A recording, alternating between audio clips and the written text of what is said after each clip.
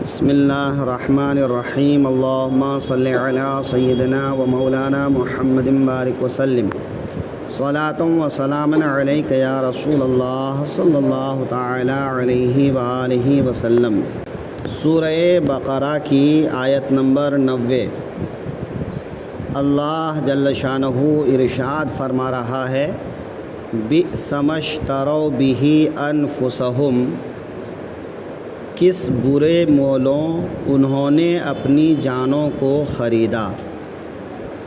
یہ بھی یہود کی برائی میں نازل ہونے والی آیت ہے، لیکن اس میں سبق مسلمانوں کے لیے بھی ہے، کیونکہ مسلمانوں کے سامنے پچھلی امتوں کے بارے میں اس لیے بیان کیا گیا تاکہ مسلمان اس سے عبرت حاصل کریں۔ یہ بئس ما جو ہے، بئس یہ فعل ذم یعنی کسی چیز کی برائی بیان کرنے کے لیے لایا جاتا ہے، اور ما یہاں پر شیئن کے معنی میں ہے، یعنی کوئی چیز، تو مطلب کتنی بری چیز ہے۔ اشتروا یہ شریون سے بنا ہے، شرع یشری، ضربہ یضربو سے۔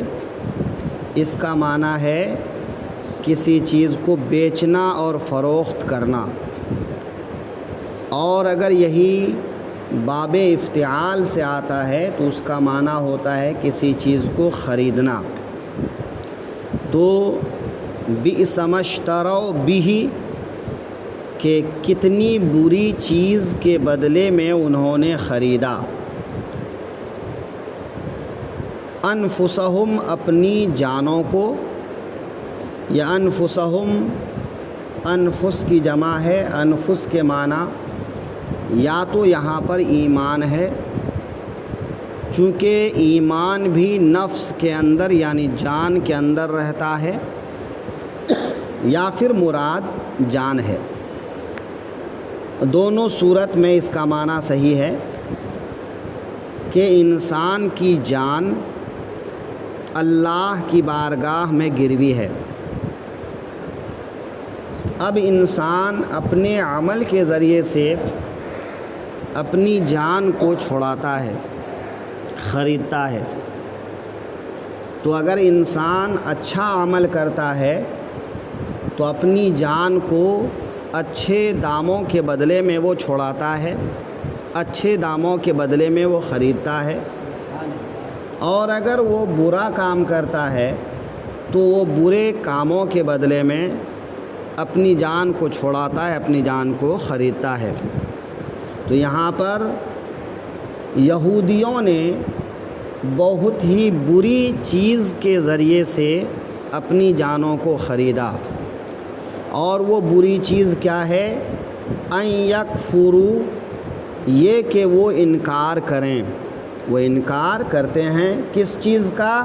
بما انزل اللہ، اس کا جس کو اللہ نے اتارا، جس کو اللہ نے اتارا یعنی قرآن، کہ چونکہ قرآن پاک کو اللہ نے اپنے حبیب پر اتارا تو یہودیوں نے حبیب پاک صلی اللہ علیہ وسلم کا بھی انکار کیا اور قرآن پاک کا بھی انکار کیا۔ تو یہ کفر یعنی ان کا انکار کرنا، تو چونکہ قرآن کا انکار کرنا یہ بھی کفر ہے، اور نبی کا انکار کرنا یہ بھی کفر ہے۔ تو ان لوگوں نے اپنی جان کو خریدا کس کے عوض میں؟ کفر کے عوض میں، اور کفر سب سے بری چیز ہے، لہٰذا انہوں نے اب سب سے بری چیز کے ذریعے سے اپنی جانوں کو خریدا۔ اب یہ بات رہی کہ قرآن کا یا رسول اللہ صلی اللہ علیہ وسلم کا ان لوگوں نے انکار کس لیے کیا؟ تو اللہ فرما رہا ہے باغین، حسد کی وجہ سے، سرکشی کی وجہ سے، جلن کی وجہ سے۔ کس جلن کی وجہ سے؟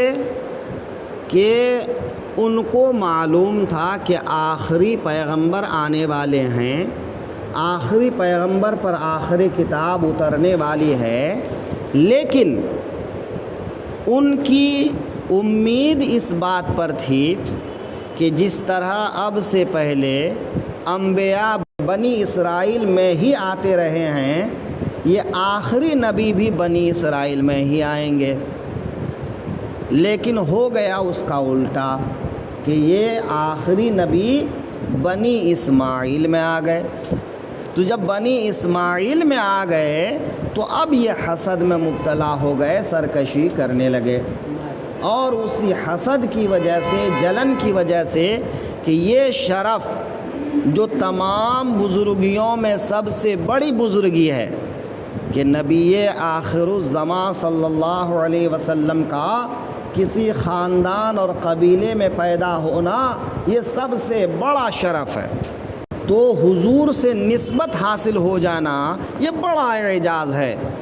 تو اب وہ حسد میں مبتلا ہو گئے اور یہ کہنے لگے کہ یہ وہ آخری رسول اور نبی نہیں ہے، یہ وہ کتاب نہیں ہے، لہٰذا ان لوگوں نے کفر کیا اور اسی کفر کے عوض اپنی جانوں کو خریدا۔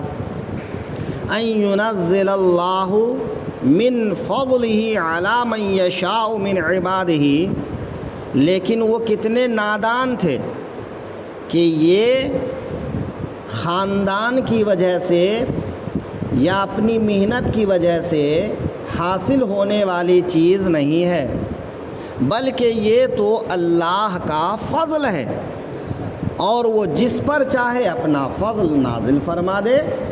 تو قرآن کا اترنا، نبی کا پیدا ہونا، یہ کوئی کسبی اور محنت کے ذریعے سے یا نام نمود کے ذریعے سے حاصل ہونے والی چیز نہیں تھی۔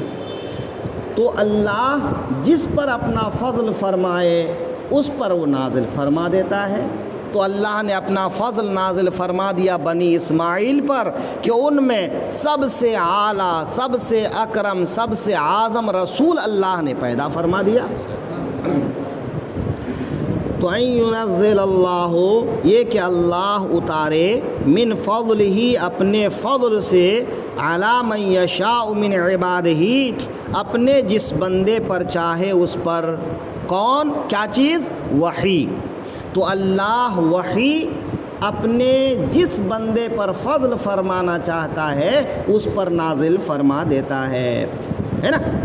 فباؤوا بغضب علی غضب، تو غضب پر غضب کے سزاوار ہوئے۔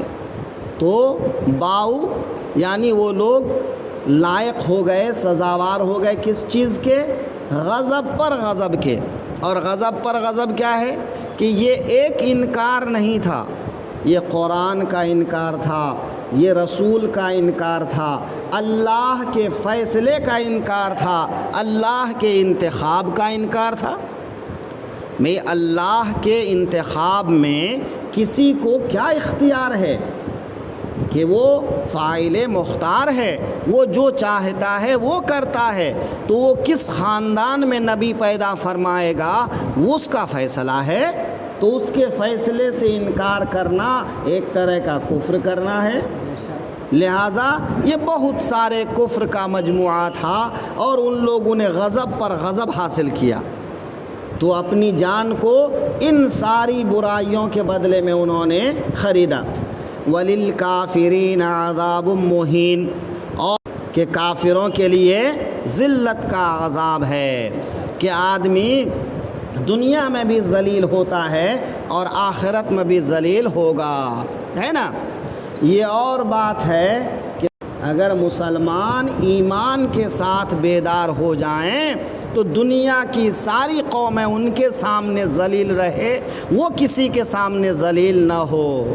ہاں، جب مسلمان دین سے ہٹے گا، رسول اللہ کے راستے سے ہٹے گا، تو وہ خود بخود ذلیل ہوگا، ان کے سامنے یہودیوں کی مثال موجود ہے کہ جب جب یہودیوں نے اللہ اور اس کے رسولوں کا راستہ چھوڑا ہے وہ ذلیل ہوئے ہیں، تو اللہ یہی تو بتانا چاہتا ہے کہ اے لوگو تم سبق حاصل کرو ان یہودیوں سے کہ جس طرح وہ اللہ رسول کے راستے سے ہٹ کر ذلیل ہوتے آئے تم بھی ذلیل ہو جاؤ گے اگر تم نے اللہ رسول کا راستہ چھوڑا۔ لہٰذا مسلمانوں کو چاہیے کہ وہ اللہ رسول کے راستے پر مضبوطی کے ساتھ قائم ہو جائے، اور اس راستے میں اگر کوئی بلائیں مصیبتیں آتی ہیں تو ان مصیبتوں پر وہ صبر کرے، لیکن صرف مجبور ہو کر صبر نہ کرے، اپنی حکمت عملی اپنائے، اپنے آپ کو غالب کرنے کی کوشش کرے، دین کو غالب کرنے کی کوشش کرے، اور ہر حال میں دین کے احکام پر عمل کرتا رہے۔